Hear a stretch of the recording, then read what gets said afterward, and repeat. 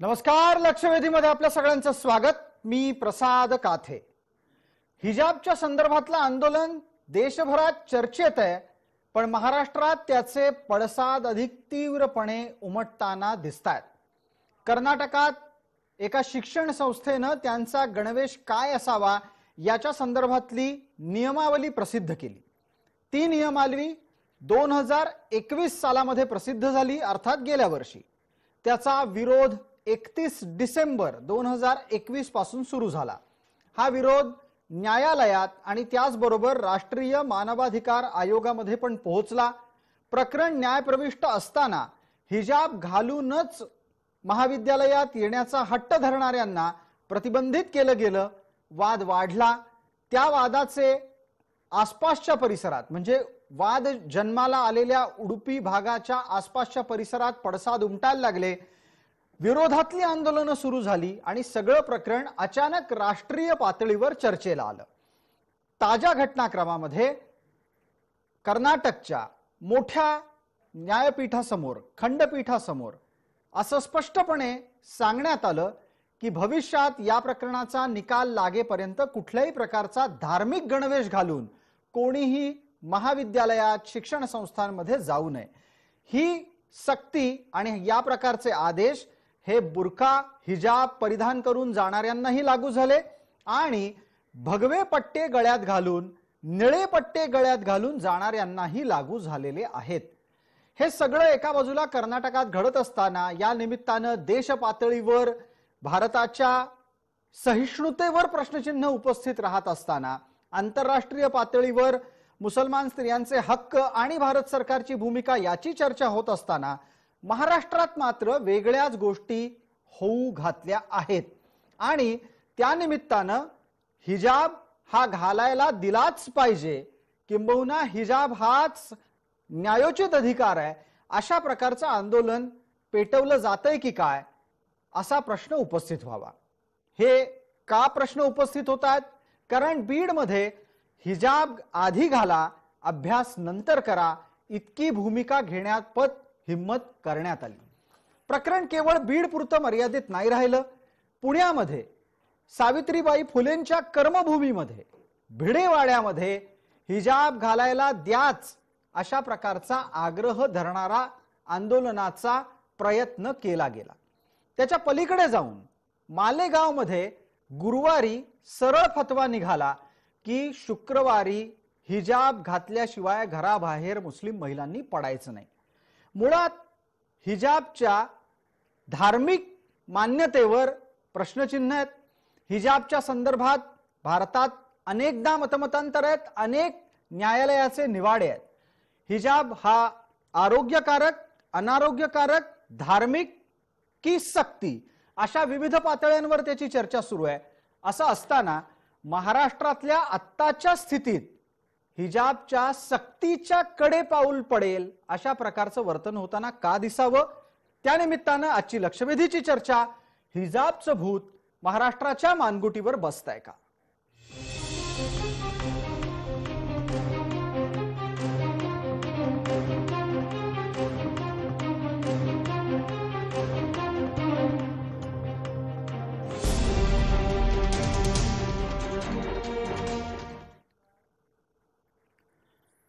या सगळ्या चर्चेची सुरुवात आपण मालेगाव मधून करणार आहोत.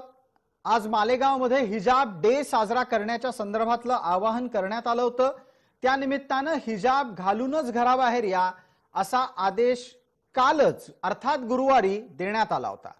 यापूर्वी मालेगावचं नेतृत्व केलेल्या माजी आमदाराच्या कडून हे आदेश देण्यात आले. त्या निमित्तानं मालेगावातली काय परिस्थिती होती, तिथं नक्की काय घडलं हे जाणून घेण्यासाठी आपण आमचे प्रतिनिधी किरण गोटूर यांच्याशी थेट संवाद करणार आहोत. किरण, माझा आवाज आपल्यापर्यंत पोहोचत असेल? आज आपण दिवसभर मालेगावमध्ये होतात. मालेगावातलं आजचं वातावरण काय होतं? तुम्हाला तिथे प्रत्येक मुस्लिम महिला हिजाब घालूनच दिसली का? सर, अगदी बरोबर आहे. खरं तर आजचं जो वातावरण मी पहिल्यांदा सांगतो की पूर्णपणे जनजीवन जे आहे ते व्यवस्थित होतं, सगळं मार्केट चालू होतं. पण असं असताना महापौर असतील किंवा इथले मालेगाव मध्येचे जे आमदार आहेत मौलाना मुफ्ती इस्माईल यांनी आज जेथे हिजाब डे जे आहे साजरा करण्याचं एक आवाहन केलेलं होतं आणि अशाच पद्धतीनं महिला असतील किंवा मुली असतील या सगळ्यांनी जे आहे ते हिजाब घालूनच घराबाहेर एकूणच पडल्याची परिस्थिती आज मालेगावमध्ये बघायला मिळाली. अनेक जे विद्यार्थिनी आहेत ते कॉलेज असतील, स्कूलमध्ये असेल, इथे सगळेजण जे ते हिजाब घालूनच गेलेले होते आणि महिला सुद्धा वेगवेगळ्या कामासाठी मार्केटमध्ये किंवा इतर कामासाठी बाहेर पडत असताना अशा पद्धतीचं हिजाब घालूनच बाहेर पडल्याची एक परिस्थिती आपल्याला आज नाशिकमध्ये बघायला मिळालं. खरं तर इथल्या लोकांशी, इथल्या मुस्लिम बांधवांशी, इथल्या नेत्यांशी एकूणच मी आज चर्चा केल्यानंतर त्या सगळ्यांना हिजाब जे आहे ते आम्ही घालणारच अशा पद्धतीची भूमिका या सगळ्या लोकांनी घेतलेली आहे आणि अशा कुठल्याही पद्धतीचं सक्ती आम्ही सहन करणार नाही आणि अशा पद्धतीचं जर सक्ती करण्यात आली तर आम्ही आंदोलन करू अशा पद्धतीचा इशारा किरण, एक प्रश्न आहे, सक्ती कुठली सहन करणार नाही? हिजाब घालण्याची का हिजाब हा ऐच्छिक आहे हे सांगितलं जाण्याची सक्ती सहन करणार नाही? यापैकी मालेगावच्या महिलांचं म्हणणं काय आहे नक्की? तुम्ही बोलला असाल त्यांच्याशी?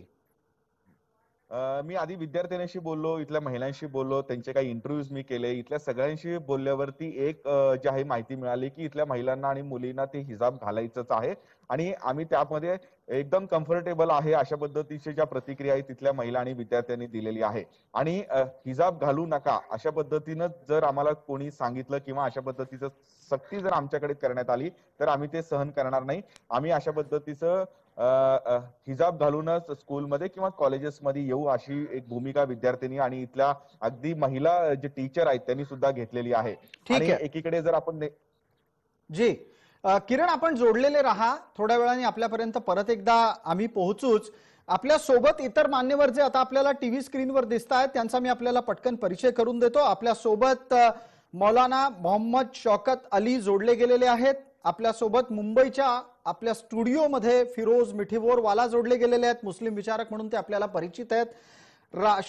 राजकीय भूमिका मांडण्यासाठी दोन मंडळी आहेत आपल्या सोबत.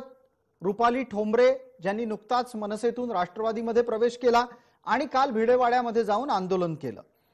वर्षा डहाळे आपल्या सोबत आहेत, प्रवक्ता भारतीय जनता पार्टी. वर्षाताई, एक विनंती आहे, थोडं मागे सरकून बसा, तुम्ही नीट प्रेक्षकांना दिसत नाही आहात. आता चर्चेला पुढे न्यायचं आहे पण काही तांत्रिक सूचना देणं अत्यंत गरजेचं आहे. मौलाना मोहम्मद शौकत अली, तुमचा कॅमेरा सुरू नाहीये त्यामुळे तुम्ही प्रेक्षकांना दिसत नाही आहात. फोटोच्या माध्यमातूनच आपण लोकांशी आता जोडले गेलेले आहात. माझा पहिला मुद्दा आहे आता पटकन फिरोज मिठीबोरवाला यांच्याशी. फिरोजजी, आपण आत्ताच्या घडीला ज्या पद्धतीची मालेगावातली प्रतिक्रिया पाहिली, मालेगावात आज दिवसभर हिजाब डे साजरा करण्याचं आवाहन करण्यात आलं. महिलांच्याकडून सांगण्यात आलं की त्या हिजाब घालणारच. वैयक्तिकरित्या आणि धार्मिकरित्या दोन्ही भूमिका तुमच्याकडून अपेक्षित करतो. पहिल्यांदा तर हिजाब डे साजरा करायची गरज आहे का?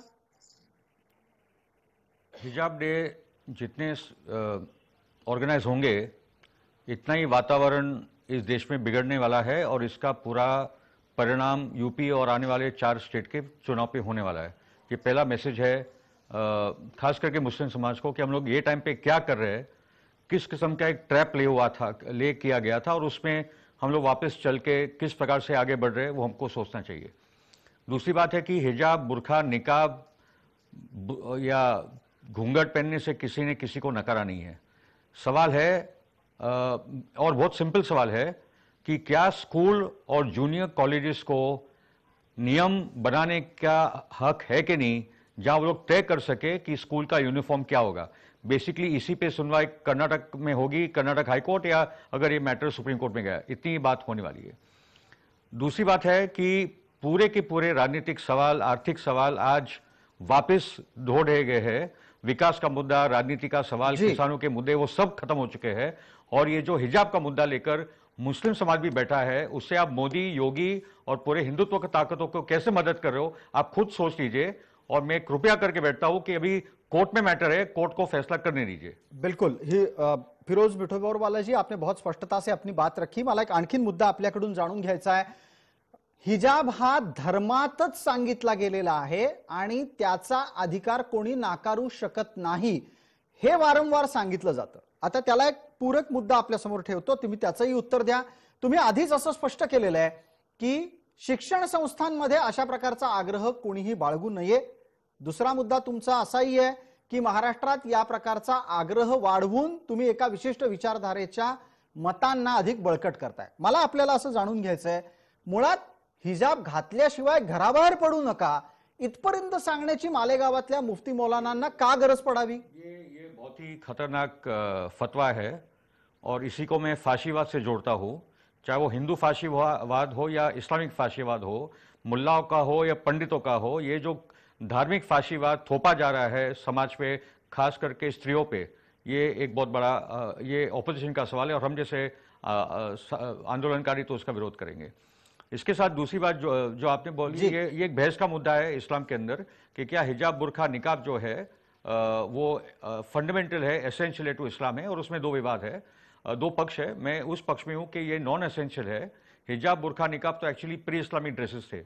अगर आपने जीनत शौकत अली आर्टिकल का पढ़ा होगा पिछले जो टाइम्स ऑफ इंडिया में कल आया था, तो ये बहुत इंपॉर्टेंट है। जीनत शौकत अली से अच्छी कोई इस्लामिक स्कॉलर इस देश में नहीं है और मैं उस भूमिका को लेकर चलता हूँ।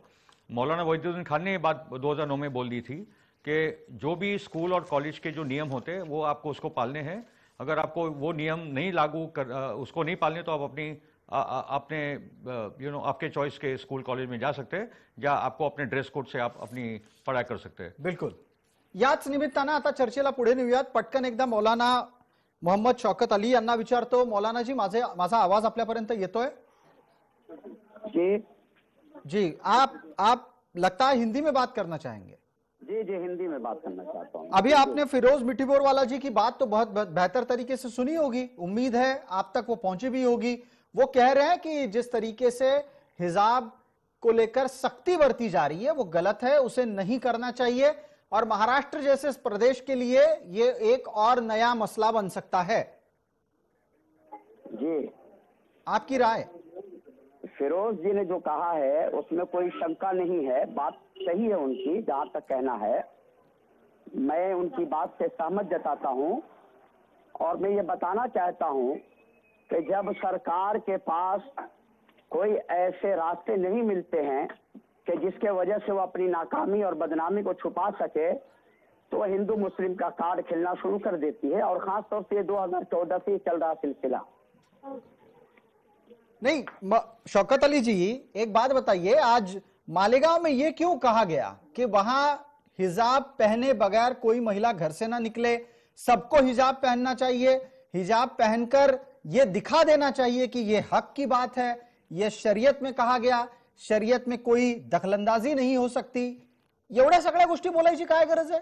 हिजाबची सक्ती का केली जाते, त्याचं उत्तर काय आहे आपल्याकडे? मैं आपको जरा बता देना चाहता हूं कि हमने कभी सख्ती की बात कही नहीं। मुफ्ती मौलाना मोहम्मद इस्माइल साहब ने जो कहा है वो हालात को देख करके जनसंघियों ने ये सोच रखा है देश में कि हमारे अलावा कोई भी ऐसा है नहीं देश चलाने वाला। ये उनकी भूल है। देश में हर किसी को मिलजुल करके प्रेम व्यवहार के साथ, प्यार मोहब्बत के साथ जीना है और जीने का अधिकार है। हर किसी को अपने तरह से जीने का अधिकार है, फंडामेंटल राइट्स है, ये हमारा अधिकार है। नहीं, कुठला अधिकार? आप कह रहे हैं ये हमारा अधिकार है, किस बात का अधिकार है? हिजाब पहनना या संवैधानिक तरीके से हिंदुस्तान में जीना, कौन सा अधिकार है? दोनों अधिकार आपको है मौलाना साहब, आपको दोनों अधिकार है। मैं आपको एक सिंपल क्वेश्चन पूछ रहा हूँ मौलाना साहब, आपको एक सिंपल क्वेश्चन पूछ रहा हूँ। स्कूल और जूनियर कॉलेज को अपने यूनिफॉर्म बनाने के अधिकार है कि नहीं? स्कूल और है ना, मैंने कहा मना किया, मैंने तो ऐसा कुछ कहा नहीं आपसे। नहीं, फिर पूरा विवाद ही पैदा क्यों हो रहा है? जब आपको यह मंजूर है कि स्कूल या कॉलेज अपने तरीके से फैसले ले सकते हैं, अपने तरीके से वहां पर नियम कानून बना सकते हैं, तो विवाद क्यों? कर्नाटक में जो भी हो रहा है वो कर्नाटक का मसला अलग है, महाराष्ट्र में हो क्या रहा है वो मुद्दे पर भी बात करेंगे। मौलाना, मैं आपके पास दोबारा आऊंगा। आता इथे एक महत्वाचा मुद्दा उपस्थित करतो पटकन। रुपाली ठोंबरे पाटील आपल्या सोबत आहेत आणि त्याचबरोबर आपल्या सोबत वर्षा गहाळे आहेत। आधी वर्षाताईंना मी पटकन प्रश्न विचारणार आहे। वर्षाताई, आपल्याला या प्रश्नाचं उत्तर द्यायचं की ज्या पद्धतीने महाराष्ट्रामध्ये हिजाब घालायला द्याच, हिजाबला विरोध करू नका अशी भूमिका घेऊन मैदानात उतरलं गेलं, याच्या मागचं राजकारण काय? आणि अशा प्रकारे हिजाबची सक्ती अपरोक्ष पद्धतीने मुसलमान महिलांवर होतीये, हे महाराष्ट्राला परवडणार आहे का? आणि संपूर्ण देशाला न परवडणार सूट होणारी गोष्ट जी, जाते मोदी सरकारला किंवा भारतीय जनता पक्षाला टार्गेट करण्यासाठी कोणताही मुद्दा जर आला तर तो फक्त जातीय समीकरणामध्ये घेतला जातो आणि त्याचं टार्गेट कुठेतरी मोदी सरकारवर आणि भारतीय जनता पक्षावर केलं जातंय. कर्नाटकमध्ये मुद्दा उपस्थित झाला, परंतु त्याची पडसाद महाराष्ट्रामध्ये पडतायत आणि त्याला जातीय रंग देण्याचं काम हे इथे वर्षाताई, आपण आपली भूमिका मांडत असताना आपल्या आजूबाजूचा आवाज डिस्टर्ब करतोय, तुमची भूमिका नीट पोहोचू शकत नाहीये. एखादा पंखा वगैरे सुरू असेल तर कृपया बंद करा, शांतता आसपास ठेवा. मी पटकन रुपालीताईंना पुढची संधी देतो. त्यांच्या निमित्तानं आपल्याला काल त्यांनी भिडेवाड्यात केलेल्या आंदोलनामागची भूमिकाही लक्षात येईल. रुपालीताई, माझा आवाज आपल्यापर्यंत नीट येत असेल अशी अपेक्षा बाळगतो आणि पटकन विचारतो, तुम्हाला आंदोलन करायला भिडेवाड्याची जागा का बरी वाटली? सगळ्यात प्रथम ज्यांनी शिक्षणाची क्रांती केली अशा क्रांतीज्योती सावित्रीबाई फुले यांच्यामुळे आज आम्ही महिला शिकलेल्या आहोत आणि त्यावेळी त्या कास्ट्यावर त्यांनी ते शिक्षण घेतलं. त्यांच्या सोबत त्यावेळी फातिमा बेन होत्या, ज्या मुस्लिम होत्या आणि त्या बुरख्यामध्ये शिक्षण घेतलं. म्हणजे शिक्षणासाठी कोणत्याही ड्रेस कोडची आवश्यकता नाही, हा सगळ्यात महत्वाचा विषय होता. आणि आमचं जे कालचं आंदोलन होतं ते आम्ही कर्नाटकमध्ये ज्या पद्धतीने एक 25-20 जणांचं टोळकं येतंय आणि त्या मुलीला जेव्हा श्रीराम श्रीराम म्हणून तिच्या अंगावर जाण्याचा प्रयत्न करतायत, ती मुलगी त्याला प्रत्युत्तर देतीये. आम्हाला एवढंच म्हणायचं होतं की संविधानाने महिलांना जो हक्क दिलाय, तिने काय खायचं, तिने काय राहायचं, कसे कपडे घालायचे, तिच्या अधिकारावर कोणीही गदा आणू शकत नाही. रुपालीताई, आपण असं म्हणता आहात, रुपालीताई आपण असं म्हणता आहात की महिलांच्या अधिकारावर कोणीही कुठली गदा आणू शकत नाही, निश्चित आणू शकत नाही. तशा प्रकारची कुठली गदा कोणी आणावी आणि त्याचं आम्ही समर्थन करावं याही आम्ही भूमिकेत नाही. तुम्हाला इतिहास चांगल्या प्रकारे आठवत असेल, सावित्रीबाईंनी कायम अनिष्ट रूढी प्रथा परंपरांच्या विरोधात लढा दिला. त्यांनी शिक्षणाची दारं महिलांसाठी खुली करून दिली. जर समजा सावित्रीबाई अनिष्ट रूढी प्रथा परंपरांच्या विरोधात लढत होत्या तर हिजाब सारखी परंपरा ही लागू करावी म्हणून मागणी करायला तुम्हाला भिडेवाड्यात जावंसं वाटलं? तुम्ही स्वतः हिजाबचं समर्थन करता का? ऐका, हिजाब लागू करावा म्हणून आंदोलन नाही केलं. सगळ्यात महत्वाचं हे लक्षात घ्या, हिजाबच्या वरनं जे राजकारण सुरू केलं, ज्याच्यामध्ये तुम्ही आज सरकार म्हणून आलेला आहात, तिथे तुम्हाला विकास करता येत नाही, कुठली डेव्हलपमेंट करता येत नाही, किंवा आपण दिलेले असं तर पूर्ण होत नाही, म्हणून हिजाब वरनं जे जाती तेढ वाढवला ना, त्याच्या विरोधात आम्ही आंदोलन केलं. आता राहिलं अनिष्ट रूढी ज्या आहेत, तर लक्षात घ्या, मगाशी ते आपले जे दुसरे बंधू आमचे भाई होते, बंधू आहेत, त्यांनी एकदम क्लिअर सांगितलं की मी या मताचा आहे. प्रत्येक मुस्लिम धर्मामध्ये सुद्धा अनेक वेगवेगळे त्यांच्यामध्ये जो फरक आहे की बाबा कुणी घालावा कुणी घालू नये. मालेगाव मध्ये ज्यांनी काय सांगितलं की बाबा हिजाब घालून यात, आता तो त्यांनी का सांगितला, स्त्रियांनी का स्वीकारला, तो खरं हिजाब जो आहे तो प्रत्येकाचा, हिजाब, नवाब आणि बुरखा हा प्रत्येकाचा त्यांच्या धर्मानुसार त्यांच्या स्वातंत्र्याचा विषय आहे. परंतु कोणतरी हिजाब घालून याच्यात माझा आपल्याला प्रश्न रुपालीताई असा आहे, हा त्यांच्या धार्मिक स्वातंत्र्याचा विषय, तर त्यात तुम्ही का पडलात आणि तुम्ही हिजाबचं समर्थन करता का? घालणं न घालणं हा नंतरचा मुद्दा आहे. त्यांच्या धर्मात ऐका ना, तोच विषय आहे. त्यांच्या धर्माच्या रीतिरिवाजमध्ये आम्ही पडलो नाही. कुठल्याही जाती धर्माची स्त्री असू दे, मग आमचं दायित्व येतं की तुम्ही त्या महिलेला, जर तुमचा ड्रेस कोड होता की याच्या आधी का नाही तुमच्या एकट्या हिजाबवरनं प्रश्न उभं राहिले, आत्ताच का उभं राहिले, आत्ताच हिजाब घालतात का, आधीपासून घालतायत, तेव्हा कधी त्या हिजाबवर प्रश्न निर्माण नाही झाले. आणि आता तर हा प्रश्न कोर्टात आहे, ठीक आहे, हायकोर्ट असेल, सुप्रीम कोर्ट असेल, ते सांगणारच आहे. परंतु आपण स्वतः ऍडव्होकेट आहात. रुपाली पाटील, तुम्हालाही माहिती असेल हा विषय न्यायप्रविष्ट असताना कशा पद्धतीनं अभिव्यक्त व्हायला हवं. फिरोज मिठीबोरवाला आपल्या सोबत आहेत मुंबईच्या स्टुडिओमध्ये. त्यांना या तुमच्या एकूणच मतावर मतप्रदर्शन करायचंय, त्यांचं मत आधी, मग त्याच्यानंतर आणखीनही काही प्रश्न आहेत. रुपालीताई, इनफैक्ट मैं तो वेलकम करता हूँ आपने जो कदम उठाए, क्योंकि स्त्रियों का अपने एक अधिकार है और जिस किस्म की गुंडागर्दी करवाई जा रही थी, भगवाधारी लड़के वहाँ कूद रहे थे और वो लड़कियों को डरा रहे थे, मगर मुस्कान ने उनको भी जवाब दे दिया था. अगर मुस्कान जय भारत और जय संविधान बोलती तो और भी बड़ी बात हो जाती, वो एक अलग मुद्दा है. मगर पॉइंट ये है कि जो हम लोग बोलते हैं कि ये स्त्रियों का अधिकार है, वो अपने आप को फैसला कर रही है, मुझे आप बताइए कि 5 साल की मुस्लिम लड़कियों को हिजाब पहनाया जा रहा है, वो कहां से उनका मत बन रहा है? इसलिए जो सावित्रीबाई की फुले आपने उठाई और बहुत अच्छी बात उठाई, तो ये कहां मतलब एक सोशल कंडीशनिंग हो रहा है, चाहे वो घूंघट की बात हो, चाहे वो हिजाब और बुरखे की बात हो। 5-5 साल लड़कियों को पहना रहे और आप उसके बाद बोल रहे कि इनका चॉइस है। पॉइंट है कि ईरान में औरतें लड़ रही हिजाब के खिलाफ, सऊदी में तो अभी खोल दिया है, अरब वर्ल्ड में एक संघर्ष चल रहा है हिजाब और बुरखे के खिलाफ, अफगानिस्तान में एक संघर्ष चल रहा है हिजाब और बुरखे के खिलाफ। ओके, और भारत में औरतें बोल रही इनको हिजाब पहनना है, हमारी आइडेंटिटी है। क्योंकि प्रॉब्लम क्या हो रही है, पिछले 30 साल से जो हिंदुत्व का अटैक है, उससे मुस्लिम आइडेंटिटी अफर्म करने के लिए, वो असर्ट करने के लिए वो अपनी बुरखा हिजाब वगैरह वगैरह पहन रहे हैं। बिल्कुल, तो ये पूरा इस मुद्दे को आगे ले जाते हैं। मला याच्यावर पटकन एकदा आयडेंटिटी पॉलिटिक्स में ये पूरा समाज डुबा जा रहा है। बिलकुल, याच्यावर उत्तर घेऊ आपण एक महत्वाचा मुद्दा फिरोज मिठीबोरबाला उपस्थित केलात, त्यावर मौलानांना पण बोलतं करू, पण आधी रुपालीताईंच्यासाठी महत्वाचा यातला भाग असा आहे, आपण जगभरामध्ये हिजाबच्या विरोधामध्ये महिला उभ्या राहत असताना पाहतोय। मुसलमान महिला खुलेआमपणे हिजाब नको, हिजाब काय बुरक्याची सक्ती नको, मुळात कोणत्याच गणवेशाची सक्ती नको असं मुस्लिम महिला म्हणत असताना हिजाब घालायला द्या, हिजाब आम्ही घालणारच, अशा महिलांचं प्रबोधन करायचं सोडून त्यांना एकत्र घेऊन आपण भिडेवाड्यात जावं। रुपालीताई, तुम्ही जो प्रश्न करत आहात, जगामध्ये ज्यांना हिजाब नको आहे, ज्या आमच्या माता भगिनींना, त्यांच्या बाजूनीच आम्ही आहोत। हा जो प्रकार घडला हा पूर्ण वेगळा आहे। तुम्ही आता तो प्रकार आणि हा प्रकार एकत्र नाही करू शकत। ज्या महिलांना हिजाब नको आहे, 5-5 वर्षाच्या मुलांना मुलींना जर हिजाब घालून सांगत असतील तर त्या गैर कृत्याच्या आम्ही विरोधातच आहोत। परंतु नाही, पण रुपालीताई आपली भूमिका सुस्पष्टपणे समोर यायला हवी।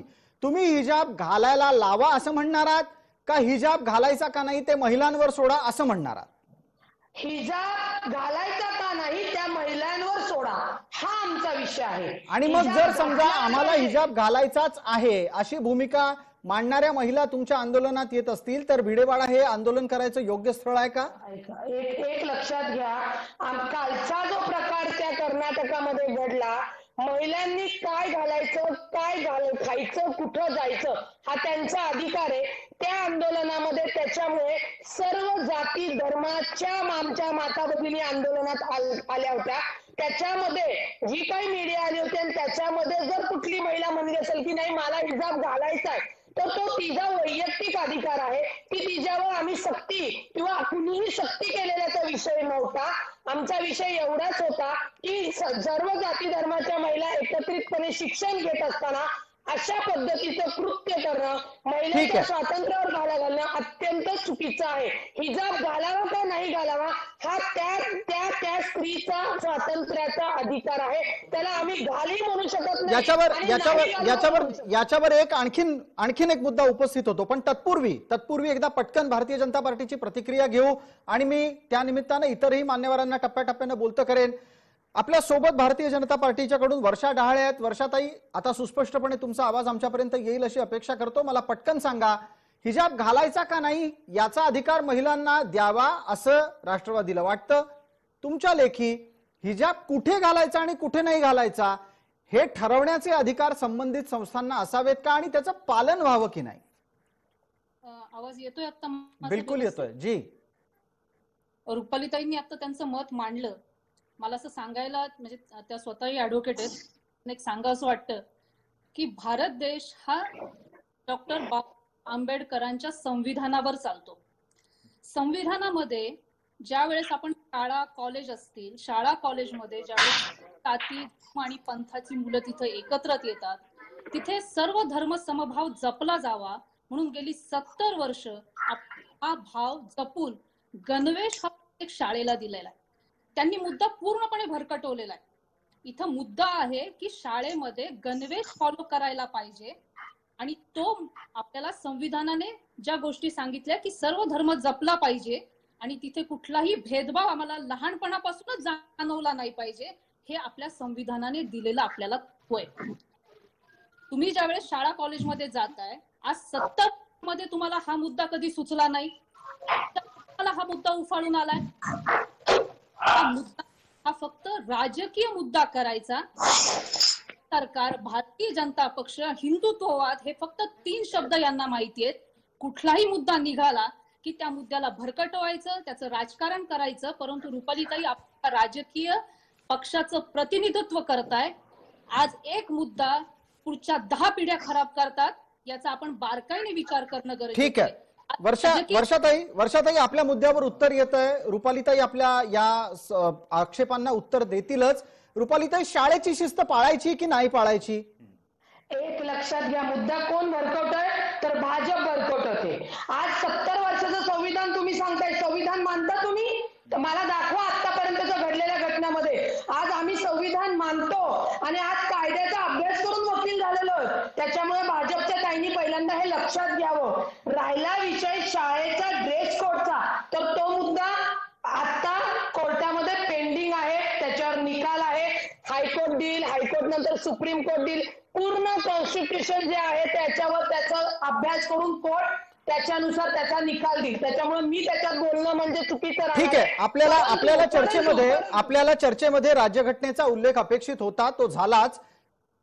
तो उल्लेख झालाच आहे म्हणूनही विचारतो. रुपालीताई, आपल्याला राज्यघटना निश्चित पूर्ण माहित असेल अशी अपेक्षा आहे, पण त्या राज्यघटनाकारांचं बुरख्याविषयीचं मत माहितीये का?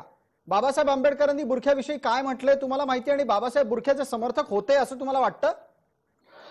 आम्ही बुरख्याच्या समर्थकाचा विषय घेतलाच नाहीये. बरं, आम्हाला विषय घ्यायला आम्ही कधी गेलो सावित्रीबाई फुलेंच्या समताभूमीवर? आज जेव्हा त्या मुलीला जय श्रीराम करून काही गुंड लोक अंगावर गेले आणि सगळे आम्ही हिंदू आहोत, एक लक्षात घ्या. अगदी तुम्ही हिंदू आहात, तुमच्या हिंदुत्वाबद्दल प्रश्न नाहीये. अहो, पण ती मुलगी शाळेचे नियम, कॉलेजचे नियम पाळत नाहीये. ती म्हणते की तिला हिजाब घालूनच जायचंय.